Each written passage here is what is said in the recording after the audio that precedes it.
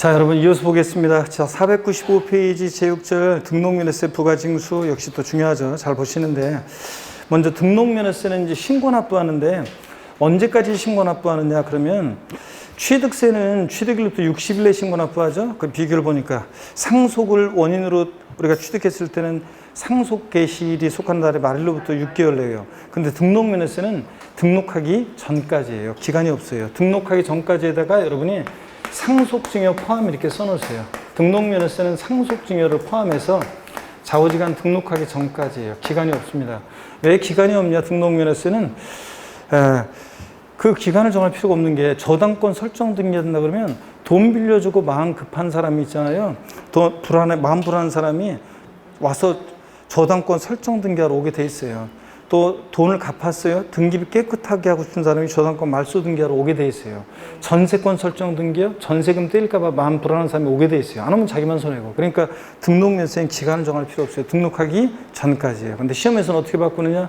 부동산 등기 시 등록면허세는 부동산 취득일로부터 60일에 신고 납부한다. 땡. 상속을 원인으로 등기할 때 등록면허세는 상속 개시일이 속하는데 말일부터 6개월에 신고 납부한다. 땡입니다. 등록면허세는 등록하기 전까지입니다. 좌우지간. 그 다음에 다만 등록면허세는 추가 신고 납부 기한은 구조가 똑같아요. 취득세 같으면 취득 후, 등록면허세 같으면 등록 후 중과 대상이 되거나 과세 추징 대상이 되면 그 중과 대상이 되는 날 사유 발생일도 며칠요? 60일 내요. 신고 납부합니다. 이거. 그래서 이 경우만 등록면허세 기간이 나와요. 아까 추가 신고 납부 알려드렸잖아요. 이미 납부한 세금 공제 줄 때 가산세는 포함한 금액, 제외한 금액, 제외한 금액을 요거 60일 내 가산세 제외한 금액을 신고 납부한다고 그랬습니다. 등록면허세는 요 경우만 기간 나와요. 60일 내. 그 다음에 가산세는 똑같아요. 일반 가산세는. 근데 등록면허세는 중과산세 규정이 없어요. 등록면허세는 왜 중과산세 규정이 없냐? 취득세는 취득 후 신고하지 않고 싹 매각할 수 있잖아요. 근데 등록면허세는 지자체 도하고 구에 등록면허세를 안 내고 와서 등록관서에서는 자기를 드러내지 않고 등기 등록을 하고 싹 사라지고 이렇게 돼야 안 돼요? 안 되지. 그렇게 할 수 있는 사람들이 있긴 있다고 그랬잖아요. 전우치와 친구들. 그런 애들이나, 등록면허세 안 내고 와서 부족 붙여가지고 자기 안 보이게 한 다음에 도술 써서 글씨 쓰고 착 사라지고 할 수 있죠. 우리는 안 되잖아요. 그러니까 등록면허세는 중과산세 규정이 있다 없다? 없습니다. 그 다음에 주의되어 있는 거 있잖아요. 이게 이제 등록면허세 신고제라는 건데 시험에 여러 번 나왔습니다. 별표시하시고 중요한 건데요. 등록면허세를 신고기한 내에 신고할 자가 신고하지 않았어도요. 등록하기 전까지 납부를 해요. 그러면 신고 안 했는데도 신고기한 내에 신고 안 했는데도 등록하기 전까지 납부를 하면 등록면허세 영수증 갖고 오는 게 중요하기 때문에 자, 신고하고 납부한 것으로 봐요. 등록하기 전까지 납부하면 신고하고 납부한 것을 보기 때문에 무신고 과소신고가산세 징수하지 않습니다. 자, 그래서 깎아준다고 틀려요. 시험에 여러 번 나온 게 등록면허세를 신고할 자가 등록하기 전까지 납부한 경우에는 신고하고 납부한 것으로 본다. 이렇게 나온 적도 있고, 맞죠? 신고하고 납부한 것으로 보지만 무신고 과소신고가산세는 무신고가산세는 징수한다. 무신고가산세를 부과한다. 이런 식으로 나온 적이 또 몇 번 있고요. 작년에도 나오고 재작년에도 나오고 여러 번 나왔습니다. 그래서 중요한 건데 등록면허세를 신고할 자가 신고기한 내에 신고 안 했어도 등록하기 전까지 뭐 하면? 납부하면 영수증 갖고 오는 게 중요하기 때문에 신고하고 납부한 것을 봅니다. 그러니까 신고한 것으로 보니까 무신고 과소신고가산세는 부과한다 안 한다? 안 합니다. 부과한다 그러면 틀려요. 별 표시해놓고 꼭 기억합니다. 넘어가시면 여러분요. 등록면허세는 부가세요. 지방교육세가 원칙적으로 부과돼요. 등록면허세, 납부세계 부가세는 지방교육세인데 감면받은 게 있을 때 예외적으로 농특세가 또 부과되기도 해요. 부가세목 눈에 한번 익혀두시고요. 재산세입니다. 재산세는 세 문제 정도가 출제되는데 재산세는 과세 대상 또 토지용 구분하는 게 중요해요. 재산세는 토지 보유할 때 재산세 대상이 되는 토지는 모든 토지인데 이 모든 토지를 농지 1000평, 나대지 1000평, 공량용지 1000평 있으면 똑같이 부과할 수 없으니까 토지 이용 모습에 따라 나눠서 가세하는데 이제 그게 중요하고 또 재산세, 납세무자 올해 시험에 나오고 과세표준 세율 뭐 이런 것들, 납세율자 이런 것들이 중요한데요. 하나하나 일단 보겠습니다. 먼저 특징은 가볍게 보시는 거예요. 지방세고 사용목적 특정돼 있자는 보통세고 대표적인 재산 보유세고요. 시군구세입니다. 과세주체는 시군구가 과세주체가 되고 물세라는 것은 물건만 보고 세금을 계산해요. 납세민정 인적상 고려하지 않고. 그러니까 물건 각각 어떻게 하냐? 개별과세예요. 그래서 건축물이나 주택 같은 것은 동일한 시군구나 구역 내 주택이 2채 이상 있어도 각각 개별 과세입니다. 근데 예외적으로 토지만 인쇄력 성격이 있어서 별도는 별도, 종합은 종합끼리 합산 과세입니다. 자, 동그라미 2번에 재산세는 대장 과세합니다. 그래서 토지 대장, 건축물 대장 같은 대장이 있고 그 대장에 입각해서 부과하기 때문에 대장 과세한다고 학자들이 얘기하는 거고요. 됐고요. 나머지는 참고고 보통 징수합니다. 그래서 지자체 장이 세액 산정에서 세무공무원이 보통 징수 방법으로 징수하고요. 그 다음에 차등 비례세율만 나와 있는데 누진세율도 적용돼요. 차등 비례세율만 돼 있는데 누진세율도 적용됩니다. 누진세율도 적용되고요. 차등 비례세율, 초과 누진세율 다 적용돼요. 재산세는 차등 비례세율, 초과 누진세율 다 적용돼요. 차등 비례세율 그리고 초과 누진세율 다 적용됩니다. 재산세는요. 자, 그래서 차등 비례세율, 초과 누진세율 다 적용돼요. 비누예요. 비례세율, 누진세율 다 적용됩니다. 그래서 차등 비례세율 옆에다가 초과 누진세율 하나 써놓으세요. 초과 누진세율, 초과 누진세율 써놓으시고요. 재산세는 현황 부과합니다. 공부상 현황과 사실상 현황이 다르면 무엇에 따라서? 사실상 현황에 따라 부과하고요. 그 다음에 실질과세는 적용되고, 그래서 등기 등록 허가 등과 무관하게 과세가 돼요. 등기되지 않아도 과세가 되고, 등록되지 않아도 과세가 되고, 허가받지 않아도 과세가 돼요. 지방세에서 유일하게 물납과 분할납부 모두 허용되는 세금입니다. 물납, 분할납부 다 허용되고요. 그 다음에 소액징수면제, 고유소 장당 세액 2,000원 미만은 징수하지 않는다. 이런 규정이 있고요. 이따가 보지만 세부담 상한 규정도 있고 그래요. 보유세 부담의 급격한 증가를 막기 위해서 세부담 상한에 관한 규정을 두고 있어요. 보유세 부담 급격한 증가를 막기 위해서 이런 것들. 자, 납세무자 봅니다. 납세무자는 별표에 세개합니다. 올해 시험에 나오는 거고요. 재산세 납세무자 원칙적으로 과세기준일 6월 1년제 재산을 사실상 소유하는 자입니다. 재산세 납세무자는 실질과세는 직상 등기등록과 무관하게 사실상 소유하는 자예요. 다만 공동소유재산인 경우에는 그 지분에 해당한 부분에 대해서 지분에 표시가 없으면 지분이 균등한 것으로 봐서 공유재산은 누가 납세무자냐? 지분권자예요. 시험에서 공유재산의 경우 재산세 납세무자는 지분이 가장 큰 자로 한다 그러면 틀려요. 공유재산은 공동 소유자 간에 지분이 있고 누가 납세무자? 지분권자. 공유재산은 지분권자입니다. 그 다음에 지분에 표시가 없으면 지분이 균등한 것으로 봐요. 가불이 공유하고 있는 공유재산인데 지분에 표시가 없어? 50%씩 균등한 것으로 봅니다. 시험에서 공유재산의 경우 재산세 납세무자는 공유자 중에서 지분이 가장 큰 자로 한다 그러면 틀려요. 지분권자 각자고요. 2번 주택의 건물과 부속토지 소재가 다를 경우 그 주택에 대한 산출세액을 건축물과 부속토지 시가 편액 비율이에요. 이거 면적 비율 아니라는 걸 주의해야 돼요. 안 분한 부분에 대해서 그 소유자가 납세무자가 돼요. 여기 보세요, 여러분들.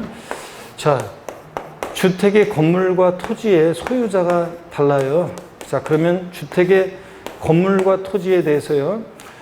이따가 나오는 건데 주택의 건물과 토지에 하나로 합산한 과세표준 금액에다가요. 합산한 과세표준 금액에다가 주택 세율을 정해요. 그래서 이제 세액을 계산해요. 그럼 여기서는 지금 이 얘기예요. 이 주택의 건물과 토지 소유자가 다를 때 누가 납세무자가 될 거냐는 건데 저렇게 나온 세액에 대해서요.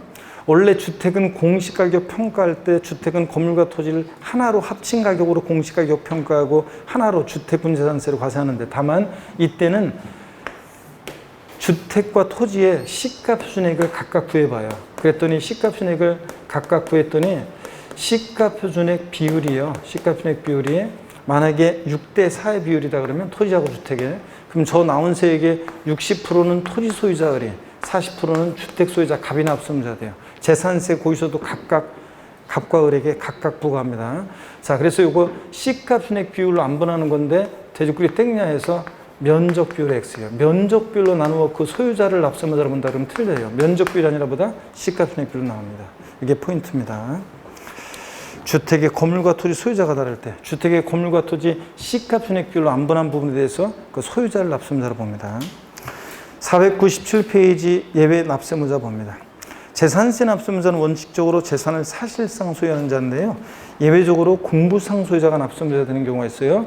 동그라미 1번이요. 공부상의 소유자가 매매 등의 사유로 소유권이 변동되는데도 신고하지 않아서 사실상 소유자를 알 수 없다 그러면 누가 납세무자? 공부상 소유자예요. 그 다음에 동그라미 2번이요. 공부상의 개인 등의 명의로 등재되는 사실상 종중재산으로서 종중소임을 신고 안 해요. 실제는 공부상으로는 개인 명의로 등재되어 있는데 실제는 종중재산이에요. 종중소임을 신고 안 하면 과세권자 어떻게 알아요? 그러니까 공부상 소유자예요. 근데 그럼 법령의 반대속으로 종중소임을 신고하면 누구고? 종중이고. 그때는 실질에 의해서 부과하기 때문에 공부상 개인 명의로 등재되어 있어도 이건 실제 종중재산이다 신고하면 누구고? 종중이고요. 그 다음에 주된 상속자가 되는 경우 보겠습니다. 상속이 개시된 재산인데요. 상속등기 이행되지 않고, 이 상속등기가 안 됐다는 것은 상속등기는 상속인 전원에 대해서 전원 명의로 하는 건데, 상속등기가 안 됐다는 것은 과세권자 입장에서는 누가 상속받을지 포기할지 모른다는 거예요. 그러니까 상속인이 누군지 모른다는 거예요. 그리고 사실상 이 재산을 누가 소유하고 있는지라도 신고해 주게 되는데 그것도 안 했어요. 그러면 어쩔 수 없어요. 과세권자는 돌아가신 분한테 세금 내라고 할 수는 없으니까 상속 순위를 보고 형식적으로 판단합니다. 누가 납세문제예요? 주된 상속자. 근데 주된 상속자 결정이 제 1순위는 누구냐면 민법상 상속지분이 가장 높은 자예요. 여러분 상속지분은 자녀들은 일로 똑같아요. 아들이든 딸이든 장남이든 차남이든. 근데 배우자는 거기다 5할 가산해죠? 1.5요. 그러면 배우자와 자녀가 상속 순위에 있다. 그럼 누가 납세문제가 된다는 거예요? 배우자가 주된 상속자가 되고 민법상 상속지분이 가장 높은 자. 그럼 자녀들만 있다. 그럼 상속지분이 가장 높은 자가 2인 이상이다 그럴 때는 나이가 제일 많은 사람, 연장자, 나이가 제일 많은 사람을 주된 상속자로 합니다. 시험에서 어떻게 나왔냐? 상속이 개시된 재산으로서 상속등기 이행되지 않고 사실상 소유자 신고하지 않은 경우에는 상속인, 공동상속인이 각자가 납세문제가 된다. 상속인 나오면 무조건 틀려요. 상속등기 안 됐을 때는 상속인이 아니에요.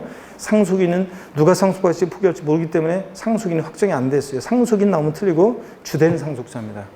만약에 사실상 소유자 신고를 했다면 신고된 사실상 소유자인데 둘 다 안 했어. 상속등기도 안 하고 그럼 어쩔 수 없이 누구? 주된 상속자. 상속인 아니라는 걸 주의하세요. X입니다. 자, 상속인 아니고 주된 상속자. 민법상 상속지분이 가장 높은 자 이렇게 나올 수도 있고요. 그 다음에 민법상 상속지분이 가장 높은 자가 2인 이상이면 연장자예요. 매수계약자가 되는 경우 봅니다. 국가, 지자체, 지자체, 조합과 이게 첫 번째 요건이에요. 두 번째 재산세 이상 재산을 연부로 매매계약 체결하고요. 엔드 재산의 사용권을 무상으로 부여받았다. 그러면 공부상으로는 연부금 다 치르기 전까지는 국가 등의 소유지만 실질적으로 권리변동 됐다고 봐서 매수계약자를 납세문제를 합니다. 자, 그 TV에 보니까 그 재산의 사용권을 무상이 아니라 유상으로 하는 경우에는 완벽하게 국가 등의 소유물로 비과세하는 거고요. 어떻든 간에 국가, 지자체, 지자체 조합과 두 번째 연부매매계약 체결하고 엔드 무상 사용권을 부여받았을 때가 누구다? 매수계약자. 실질적으로 권리변동 됐다고 봐서. 그 다음에요, 위탁자가 되는 거 봅니다. 신탁법에 의해서 수탁자 명의로 등기등록된 신탁재산은 누가 납세문제냐? 위탁자. 올해 수탁자였다가 이게 올해 개정이 됐어요. 위탁자로. 시험에 나올 건데 전국의 강의 들은 수험생은 다 맞춥니다. 신탁법에 의해서 신탁한 재산은 누가 납세문제냐? 위탁자. 이 경우 위탁자가 신탁재산을 소유하는 것으로 봐요. 그래서 위탁자가 납세문제다. 하여튼 신탁재산 누가 납세문제? 위탁자입니다. 수탁자로 바꿔서 나옵니다. 그 다음에 사업시행자가 되는 경우 보면 환지계획에서 일정한 토지를 환지로 정하지 않고 채비지 보르지로 정한 경우에 채비지 보르지는 누가 납세문제냐? 사업시행자입니다. 사업시행자. 시험에서 나왔던 것이 사업시행 전 토지 소유자. 사업시행 전 토지 소유자 아니에요. 시공회사도 아니에요. 누가 납세문제? 사업시행자입니다. 채비지 보르지는 사업시행자. 사용자가 되는 거 볼게요. 소유권의 귀속이 분명하지 않아서 사실상 소유자를 확인할 수 없다. 누가? 사용자. 여러분 소유권의 귀속이 불명하다는 것은 이런 거예요. 자 보세요. 소유권의 귀속이 불명하다는 것은 소유권의 귀속 불분명하다. 자 이건 이런 거예요. 공부상 소유자를 상대로 소송 중에 있어요. 갑이라는 사람이 공부상 소유자인데요. 이 사람을 상대로 의리 소송을 제기해서 지금 서로 소유권을 놓고 다투고 있어요. 그럼 과세권자는 얘가 승소할지 얘가 승소할지 알 수 없잖아요. 소유권의 귀속이 지금 불분명해. 이럴 때는 재산세는 수익세이기 때문에 현재 이 재산을 사용하고 있는 누구? 사용자를 납세문제를 합니다. 또 소유권의 귀속이 불명하다는 것은 공부상 소유자가 장기간 행방불명인 경우를 말해요. 자, 그래서 시험에서 소유권의 귀속이 불분명하여 사실상 소유자를 알 수 없는 경우에는 공부상 소유자이다. 사실상 소유자 알 수 없으니까 공부상 소유자. 그럴듯하죠? 근데 아니고 누구라고요? 사용자입니다. 사용자. 소유권의 귀속 불명하다, 사용자 꼭 기억합니다. 그 다음에 외국인 소유의 항공기 및 선박을 임차 수입할 때는 수입하는 자가 납세무자입니다. 수입하는 자. 자, 이렇게 해서 납세무자 별표의 시 3개였고 중요했고요. 재산세 과세상입니다. 재산세 예상요. 5가지 일단 한번 보세요. 토지, 건축물, 주택, 선박, 항공기 5가지입니다. 상식선을 써야 되고 토지를 보니까 재산세 예상이 되는 토지는 공간정보의 구축 및 관련한 법률에 따라 지적공부의 등록 대상이 되는 토지뿐만 아니라 사실상의 토지를 포함하는 모든 토지입니다. 미등록된 토지를 포함하는 모든 토지가 대상인데요. 건축물이요. 취득세 대상인 건축물과 시설물, 그러니까 건물뿐만 아니라 시설물, 골프연장 같은 시설물도 대상이 되는데 부속 토지 제외라는 것은 무슨 얘기냐면 그러니까 그 건축물만 대상이 되는 거고요. 그 토지에서 여러분 잠깐만요. 그 토지에서 대상이 되는 토지에서 토지 제목 그 맨 왼편 토지에서 돼지꼬리 땡야에서 주택의 부속 토지 제외 이렇게 써놓으세요. 주택의 부속 토지 제외. 주택의 부속 토지는 토지분 재산세 대상이 아니에요. 어디서 가서 합니까? 주택분 재산세 대상입니다. 주택분 재산세 대상이고 또 여러분 거기 건축물에다가 건축물에서 돼지꼬리 땡야에서 뭐라고 써놓냐면 주택 제외. 주거용 건축물. 자, 주택은 제외입니다. 주거용 건축물, 즉 주택은 제외합니다. 주택은 어디서 가서 하니까? 주택분 재산세 대상으로. 그래서 주택 제외 이렇게 써놔요. 건축물에서 주택 제외고 주거용 건축물은 제외하고 토지분 재산세 대상이 되는 토지에서 주택 부속 토지는 제외합니다. 주택 부속 토지는 주택분 재산세 대상으로 과세하니까. 자, 그리고 주택에서 동그라미 1번 주택 부속 토지를 포함한 주택분 재산세 대상으로 통합과세. 그러니까 뭐냐면 주택은 항상 건물과 토지를 통합해서 주택분 재산세 대상으로 과세해요. 상가는 건물과 토지를 따로따로 평가하고 따로따로 과세합니다. 근데 주택은 건물과 토지를 하나로 평가해서 일정 면적까지 주택 부속 토지를 주택분 재산세 대상으로 과세합니다. 동그라미 2번이요. 주택이 부속된 토지 경계가 명백하지 않다. 바닥 면적이 몇 배요? 10배까지 부속 토지 봅니다. 작년에 20배로 바꿔서 나왔었어요. 자, 겸용주택이 있어요. 주거와 주거 이외 용도에 겸용되는데 이걸 주택으로 보면 주택분 재산세 대상으로 과세하고 상가로 보면 건물과 토지를 따로따로 평가해서 따로따로 건물은 건축물분 재산세 대상으로 토지는 상가, 토지는 토지분 재산세 대상으로 따로따로 과세해요. 그래서 이걸 어떻게 볼 거냐는 건데 일동 건물, 건물 한 개 동이 겸용주택일 때가 있는데 일동의 건물이 겸용주택일 때는 주거와 주거 외용도에 사용되는 경우에 여기 비추려 주거용에 사용되는 부분만 주택으로 본다. 그러니까 주택 면적이 크더라도 주거 부분만 주택이에요. 주택 면적이 크다고 전부 주택 그러면 틀려요. 양도소득세는 부등호 주택이 클 때만 전부 주택, 주택 면적이 크면 전부 주택인데 일동 건물 재산세에서는 주거분만 주택입니다. 주택 면적이 크더라도 주거분만 주택. B번이요. 이 경우 건물의 부속 토지는 주거와 주거 외용도에 사용되는 건물 면적 비율에 따라서 안분해서 주택 부속 토지와 주택 외 건물의 부속 토지를 구분하고요. 일구 건물이요. 주거와 주거 외 용도에 사용되는 경우에 자 밑줄이요. 주거용 상면적이 50% 이상이면 전부주택입니다. 일구 건물 하면 항상 50%를 기억해요. 주거용 상면적이 50% 이상이면 전부주택이고 50% 안 되면 주거분만 주택이고 일동 건물은 이거라고 그랬죠.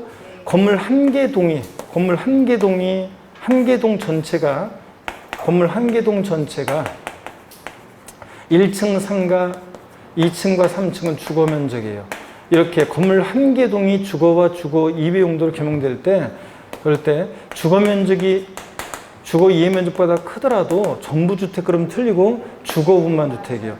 60%는 주택분 재산세 대상으로 40%는 건축물분 재산세 대상으로 과세해요. 주거분만 주택이에요. 전부 주택이 아니라. 그리고 부속 토지는 건물 면적 비율에 따라 안분해서 60%는 주택의 부속 토지로 자 40%는 상가 토지로 과세하고 이렇게 하겠다는 얘기입니다. 자, 40%는 상가 토지로 과세하고 이렇게 하겠다는 얘기예요. 일구 건물은 독립하여 구익이 된 나누어진 구익이 된 그런 뜻이에요. 일구라는 건. 그래서 한 개층 전체가 구익이 되어 있으면 일구 건물이 될 수 있고 우리 건물 학원 한 개층 전체가 구익이 되어 있으면 일구 건물이 될 수 있고 우리 학원에 있는 건물처럼 101호와 102호로 출입문 별도로 되어 있고 나눠져 있죠. 그러면 각각 101호와 102호가 각각 독립하여 구익이 된 일구 건물이 돼요. 각각. 근데 102호 사용하는 애가 절반 면적은 50%는 주거 면적으로. 자, 그 다음에 나머지 50%는 상가 면적으로 사용해요. 그러면 102호는 주택이냐 상가냐 하는 건데 어떻게 한다는 거예요? 지금 102호는 주택이 상가예요. 주거용 사용 면적이 50%만 돼도 뭐라고요? 주택입니다. 이거는 주택이에요. 102호는 주택으로 봅니다. 그래서 1구 건물 나오면 항상 50%를 기억하고 1동 건물 나오면 주거분만 주택. 면적에 비례해서 주거분만 주택이고. 이걸 기억합니다. 선박관공기는 그냥 제목만 아시면 돼요. 재산세상 5가지, 토지 건축물, 주택, 선박관공기 5가지입니다. 이 토지이용구분은 재산세 대상이 되는 모든 토지를 크게 3개의 용으로 나눠요. 이렇게 나눠서 같이 하는데, 자, 토지분 재산세 대상이 되는 모든 토지를요, 농지 1000평이 있고, 나대지 1000평이 있고, 공장용 1000평이 있어요. 면적 똑같다고 지금 똑같이 구할 수는 없죠? 그래서 토지용 모습에 따라 토지용을 나눠서 같이 하는데, 먼저 토지요,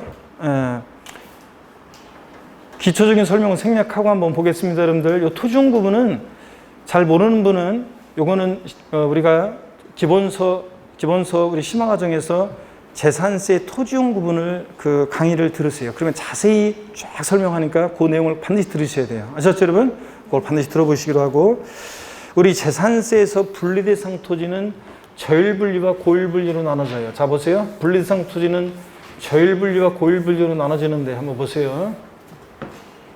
공부하는 순서는 우리가 분리대상 토지부터 먼저 공부하는데, 분리과세 대상 토지는 저일분리와 고일분리로 나눠지죠. 저일분리 대상 토지는 또 세율에 따라 세분화해서 007 빵이 4 비례세율이요. 자, 그래서 고일분리는 4%고요. 자, 그래서 007% 어떤 게 있냐? 농지, 목장, 예외적인 임야. 빵이 프로는 공장, 염전, 터미널용 토지, 부동산 투자회사 소유 토지, 각종 무슨 공사 소유 토지가 있어요. 한국토지주택공사, 수산공사, 지역난방공사, 갓산조공사, 공항공사 같은 기본세 보면 몇 페이지 걸쳐 나오는 것들입니다. 이런 것들. 4%는 사실성재산. 니네들 한번 죽어봐라. 죽을 사자죠. 사실성재산. 고급 오락장용 토지나 골프장용 토지가 이게 4%고요. 그러면 분리대상 토지는 세율을, 표준세율을 세분화해서 외워둬야 되는데 007빵 게임을 외웠죠? 007 빵이 쏘니까 4보다 죽는다. 그래서 007 빵이 4 비례세율이요. 비례세율. 007% 어떤 게 있냐? 농지, 목장, 예외적이며 빵이 프로는 공장, 염전, 터미널용 토지, 부동산 투자회사 소유, 각종 공사 소유 토지. 4%는 사성재산을 니네들 한번 죽어봐라니까 4% 고구락장, 골프장 토지 이렇게 외우라고 그랬습니다. 그럼 먼저 거기 분리대상 토지부터 봅니다. 007% 절비상 토지. 개인 소유 농지는 토지용 문제 풀 때 제가 뭘 보라고 그랬어요? 개인 소유는 거기 옆에다가 개인 소유는 토지용 문제 풀 때 뭘 보라고 그랬어요? 위치. 있을 곳에 있느냐 따져서 있을 곳에 있으면 분리, 있을 곳에 있으면 종합이죠? 잠깐만, 개인 소유 농지요. 군 운면적이 있어요. 군 운면적은 깡촌이죠? 있을 곳에 있으니까 뭐가 돼? 분리. 자, 농지가 시지역에 도시적 밖에 있으면 도시적 밖은 있을 곳에 있다고 보죠? 분리. 도시지역 내, 시지역의 특별시광시 시지역의 도시지역 내에는 있을 곳에 있지 않죠? 근데 도시지역 내라도 개발장구역과 녹지지역 내 농지는 몇 줄이죠?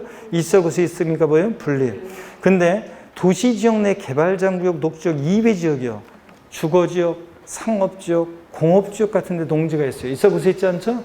그러면 뭐가 된다? 종합. 이렇게. 농지는 있을 곳에 있으면 분리, 있을 곳에 있으면 종합인데 개발지역, 도시지역 내 개발장구역, 녹지지역은 분리. 그 이외 지역은 종합합산입니다. 주거지역, 상업지역, 공업지역 있으면. 법인 및 단체 소유 농지는 원칙이 뭐예요? 종합합산입니다.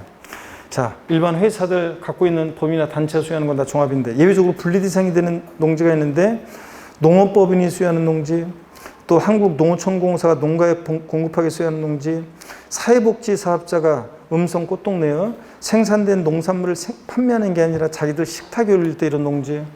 그 다음에 법인이 매립간척한 법인이 직접 경작하는 농지, 현대아산에서 서산 간척지 매립간척한 다음에 직접 경작하는 농지, 종중이 소유하는 농지요. 그래서 얘네들 열거되어 있는 얘네들이 소유하는 법인 단체 소유 농지만 불리고 나머지는 다 뭐가 된다? 종합입니다. 그래서 머리글자를 따서 법인 및 단체 소유 농지 머리글자를 따서 어떻게 했어요? 순서는 바뀌어 있지만 종농, 매사농이요. 종농, 매사농. 보세요.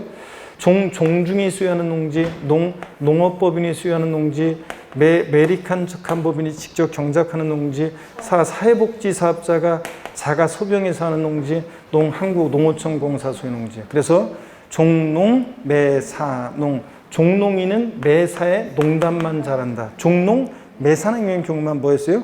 분리과세입니다. 종농, 매사농만 분리과세하고. 나머지 법인 및 단체 소유 농지는 종합합산합니다. 목장 보세요. 목장은 개인이나 법인 누가 수여하느냐에 따라 달라지지 않아요. 농지하고 달리 개인이 수여하든 축산업법인 수여하든 달라지지 않는데 목장은 거기 제목 목장용지 제목 옆에다가 뭐라고 써놔요? 얘는 토지용지 풀 때 뭘 봐요? 위치면적. 있을 곳에 있느냐 기준면적 이내냐를 따져요. 있을 곳에 있느냐 기준면적 이내냐. 그러면 목장이 군 운면적이에요. 깡촌 있을 곳에 있죠? 그리고 기준면적 이내니까 뭐예요? 분리. 앞동네 어디 있든 좌우지간 뒷동네 기준면적을 추가한 면적은 볼 것이 뭐가 되냐면 종합합산 대상이 돼요. 그래서 자, 군 지역에 있어도 기준면적을 추가한 면적은 뭐가 돼요? 종합. 시지역의 도시역 밖에 있고 기준면적 이내면 있을 곳에 있고 기준면적이니까 똑같아요. 위치를 보는 것은 농지하고 똑같아요. 도시역 밖 있을 곳에 있어요. 기준면적 이내니까 분리. 추가한 면적은 볼 것이 종합. 시지역의 도시지역 내에 개발장구역 녹지지역은 있을 곳에 있어요. 농지하고 똑같아요. 근데 기준면적 이내면 분리, 추가하면 종합이고 볼 것이. 근데 목장이 시지역의 도시역 내 개발장구역 녹지지역 이외에요. 주거지역, 상업지역, 공업지역에 있어요. 그럼 있을 곳에 있지 않죠? 이럴 때는 볼 것이 뭐가 된다? 종합합산과세입니다, 여러분. 있을 곳에 있지 않으면 종합입니다. 자, 이렇게 따지는 거고. 임야 봅니다. 499페이지. 임야는 원칙적으로 종합합산이에요. 개인이나 법인이 수여하는 임야는 종합합산과세입니다. 근데 예외적으로 산림보호 육성 등을 위한 특정한 목적의 임야만 분리과세하는데 그럴 때요. 주로 이 공익목적 임야는 절 보세요. 주로 공익목적 임야는 무슨 범람하고 무슨 지구 무슨 구역 내에 있는 임야들이 주로 무슨 지구 무슨 구역 내에 있는 임야가 요게 분리과세입니다. 종중소유 임야와 함께 무슨 범람하고 무슨 지구 구역 내 임야들이에요. 그래서 기억번 한번 볼까요?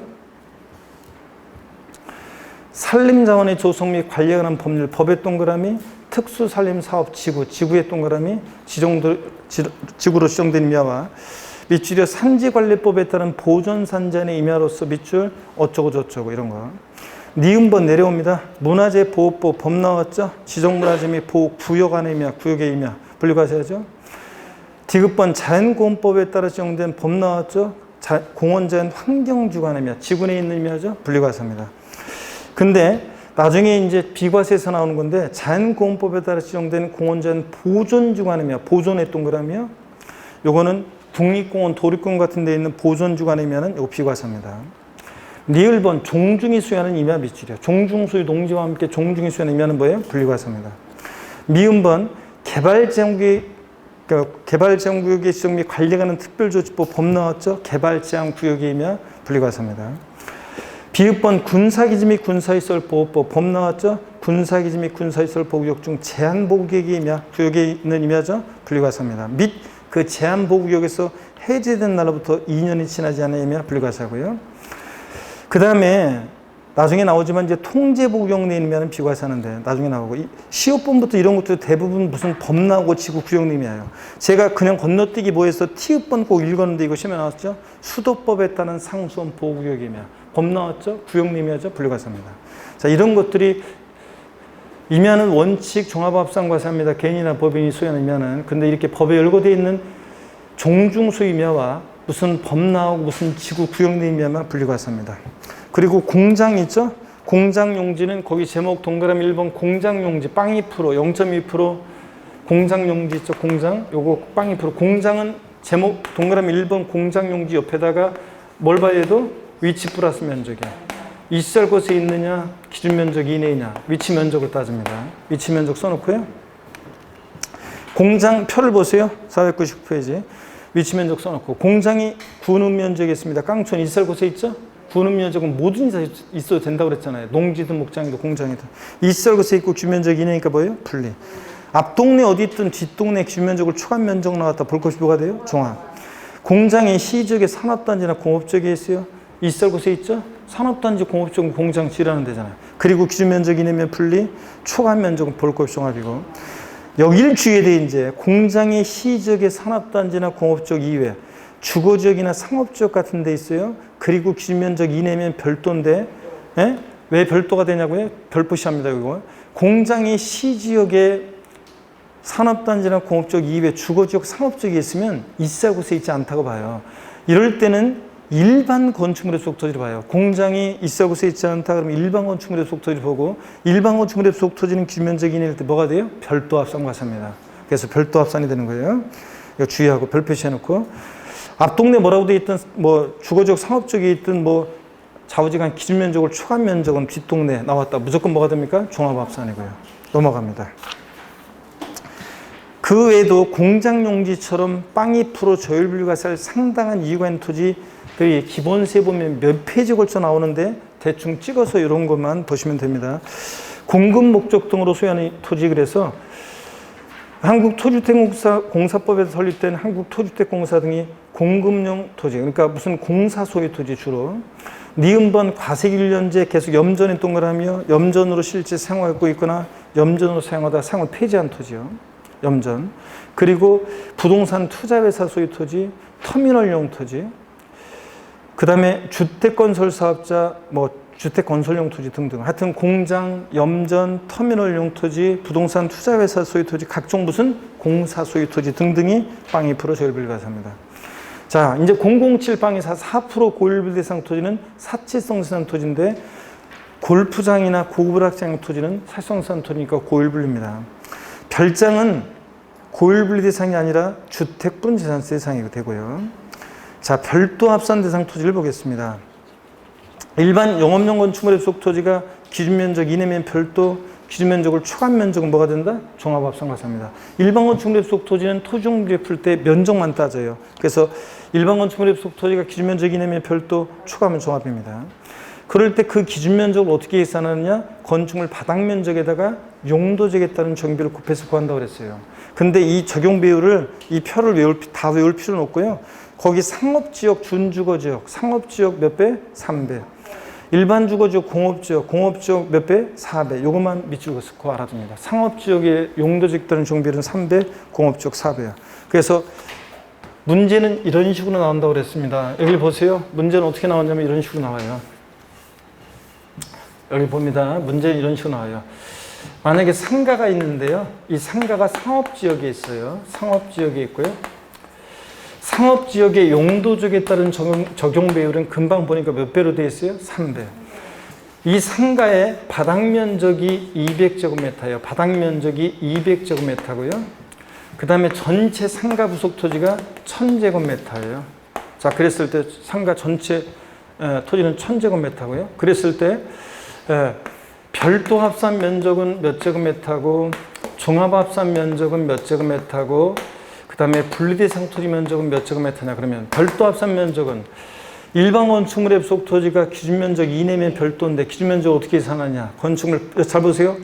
바닥 면적에다가 용도적에 따른 정비를 곱해. 2, 3은 600제곱미터가 별도 합산 면적이고, 그럼 종합 합산 면적은 몇 제곱미터라고 그랬어요?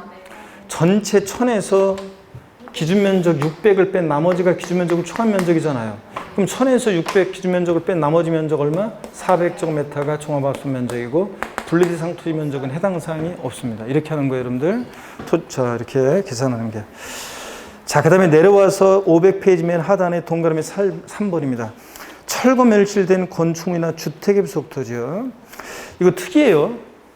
철거 멸실됐어요, 주택이나 건축물이. 그러면 나대지 상태니까 종합합산과세 할 것 같은데, 자, 과세기일년제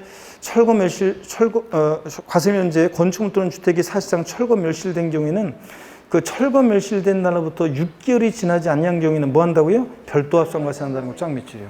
그래서 철거 멸실된 날부터 6개월 이내는 건축물이 없는 상태인데도 철거 멸실된 건축물의 부속토지는 뭐 한다? 종합합산과세합니다. 별도 합산과세합니다. 종합합산과세 할 것 같은데도. 예? 나대지 상태면 종합합산과세 하잖아요, 원래. 나대지 잡종지는. 근데도 별도 합산과세합니다. 그 다음에 501페이지요. 양거로 2번. 건축물이 없는 토지 중에서 별도 합산과 과세할 상당한 이유가 있는 토지. 이게 어떤 거냐면 업종의 특성상 공지 상태인데요. 이 공지를 필요로 해요. 그러니까 이 업종을 하려면 공지해야 돼요. 실내에서 곤란해요. 그런 것들인데 일정 면적까지는 공지 상태지만 사업용 토지로 봤을 때 별도 합산 과세예요. 자, 운수회사의 차고용 토지요.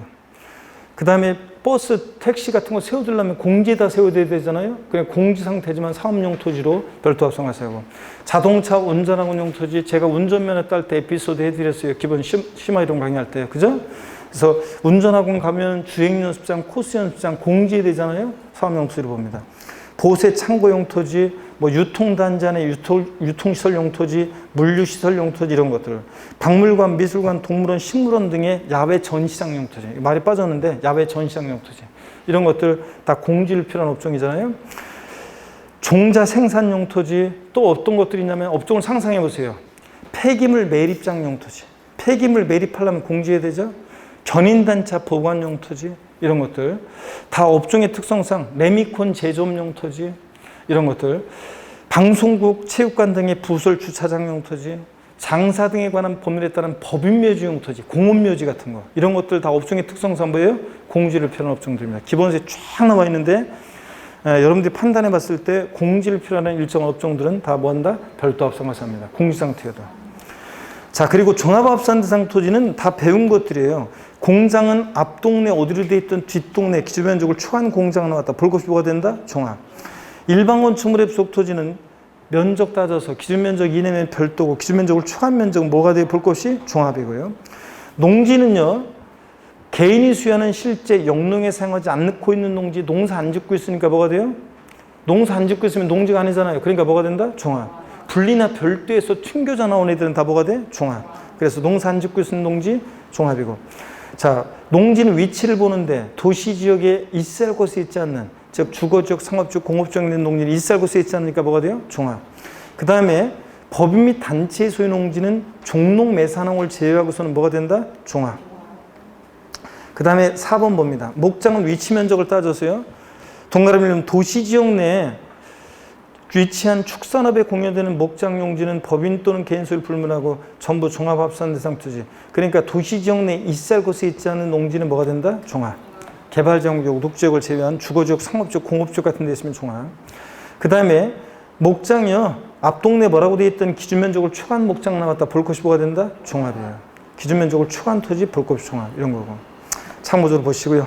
양가로 5번 봅니다. 임야는 원칙적으로 개인이나 법인이 수여하는 임야는 아까 종중소유 임야, 무슨 법 나오고 무슨 지구 구역 내 임야를 제외하고서 원칙적으로 뭐가 돼요? 종합. 양가로 6번부터 주의합니다. 지상 정착물이 없는 나대지 상토의 토지는, 나대지 잡동지는 뭐가 된다? 종합. 양가로 7번입니다. 가액 미달 건축물의 속토지요. 이건 어떤 거냐면 주택이나 공장군의 건축물, 고블학생 건축물, 골프장 건축물, 별장용 건축물 이외 일반 건축물, 여기부터 비추죠. 일반 건축물의 시가순액이 해당 부속토지 시가순액이 몇 프로? 2% 미달할 때 이 저가격 건축물 바닥 면적을 제외한 부속토지는 뭐가 되냐? 종합합산 대상이 됩니다. 이게 어떤 거냐면 여러분 이런 거예요. 여기를 보세요. 네. 우리가 상업지역 가다 보면 공지 상태가 이렇게 있어요. 그냥 공지로 놔두면 보유세 부담이 되니까 사람들이 건물을 세웁니다. 극단적인 예로 이 건축물의 시가순액이, 이게 1천만 원짜리예요. 1천만 원이에요. 극단적인 예로. 근데 이 땅값은 얼마냐면 땅값은 10억이에요. 땅값은 10억이에요. 자, 그랬을 때 10억짜리 토지가 1천만 원짜리 건축물의 부속 토지 존재한다? 여러분, 사람들이 그러면 나대지 잡종지에다가 그냥 조립식으로 건물 하나 세운 다음에 이게 상가니까 이거 상가토지다 이럴 거 아니에요. 그렇게 악용하는 걸 막기 위해서 건축물의 시가순액이, 부속토지 시가순액이 몇 프로예요? 2%. 요거 사례에서 10억이 2%면 얼마예요? 2천만 원. 건축물의 시가순액이 부속토지 시가순액이 2%보다 더 작잖아요. 이럴 때는 이런 저가격 건축물은 없는 토지로 봐요. 건축물 없는 토지니까 뭐가 돼? 나대지. 그러니까 뭐가 돼요? 종합합산 과세예요. 근데 문제는 이 저가격 건축물 바닥 면적은 별도 합산 과세예요. 바닥 면적은 별도 합산 과세하고 바닥 면적을 제외한 토지가 종합합산이에요. 그러면 바닥 면적이 200제곱미터고 전체가 3000제곱미터라고 하면 종합합산 면적은 바닥 면적을 제외한 토지니까 3000에서 바닥 면적 200을 뺀 나머지 2800제곱미터가 뭐가 되는 거예요? 이게 종합합산 면적이 되는 거예요. 이해되십니까, 여러분? 그래서 건축물의 시가 편익이 부속 토지 시가 편익이 몇 프로? 2%도 미달할 때 이런 저가격 건축물 바닥 면적은 별도 합산과세고 바닥 면적을 제외한 토지 뭐 한다? 종합합산과세입니다. 이런 거예요. 나중에 또 언젠가 한번 또 배우게 될 거고 여러분들. 넘어갑니다. 502페이지 또 중요한 거. 시험에 여러 번 나온 거. 건축법상 허가받지 않은 건축물이나 무허가 위법 시공된 건축물의 부속 토지는 뭐 한다? 종합합산과세합니다. 무건축물의 부속 토지라든가 이런 것들. 그리고 나대지 잡종지 뭐가 됩니까? 종합합산과세입니다. 원래 고양이 종합합산 대상인 토지가 있어요. 앞에도 나왔었지만 나대지. 그럼 여기 나오는 잡종지. 나대지 잡종지는 원래 뭐예요? 종합. 무허가 건축물의 부속 토지는 건축물은 나대지로 봐서 뭐가 돼? 종합.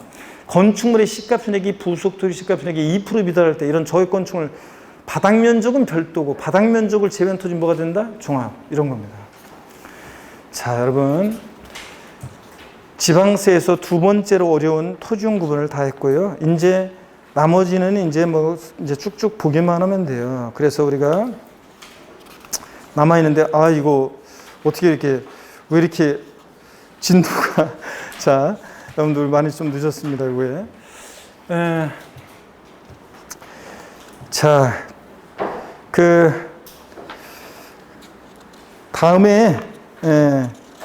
다음에 요거 다 마무리를 지어 드릴게요, 여러분들. 다음 주에 2시 반부터 여러분들, 2시 반부터, 저 세법 하는 거로 하겠습니다. 제가 다음 주에 특별히 공식 교수님한테 빨리 좀 끝내달라고 부탁할게요. 자, 고생 많으셨고, 다음 주에 2시 반에 또 씩씩하게 다시 뵙도록 하겠습니다. 고맙습니다, 여러분. 수고하셨습니다.